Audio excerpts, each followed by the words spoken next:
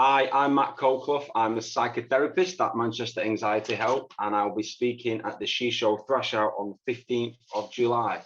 I'll be talking about lots of different topics around mental health, and one of the things that I'll be talking about is empathy.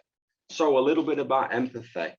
Empathy is a positive emotion, which I like a lot of other positive emotions like compassion, kindness, forgiveness, love, joy.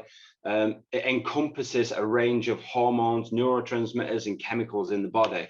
And some of these chemicals which are involved in empathy, if you think of the acronym DOSE, D-O-S-E, D for dopamine, O for oxytocin, S for serotonin, and E for endorphin. These are like the good chemicals. This is the good stuff.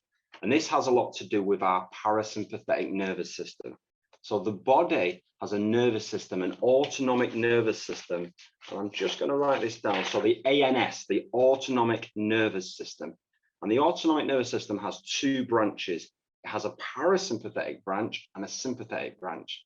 Now, the parasympathetic branch can be referred to as our rest and digest, whereas our sympathetic is anything but sympathetic, but is more our fight or flight. And that has a lot to do with the sort of nasty chemicals, if you like, the adrenaline, the cortisol, the norepinephrine, and one always dominates the other. So you're either, in sympathetic mode or you're in parasympathetic mode. You're really sympathetically aroused, so panic attack or, heightened anxiety, stress, or really relaxed. So empathy, for example, that really triggers that those good chemicals, that dose, the dopamine, the oxytocin, the serotonin, the endorphins, and that really stimulates that parasympathetic nervous system. So my question for you guys is, do you experience a lot of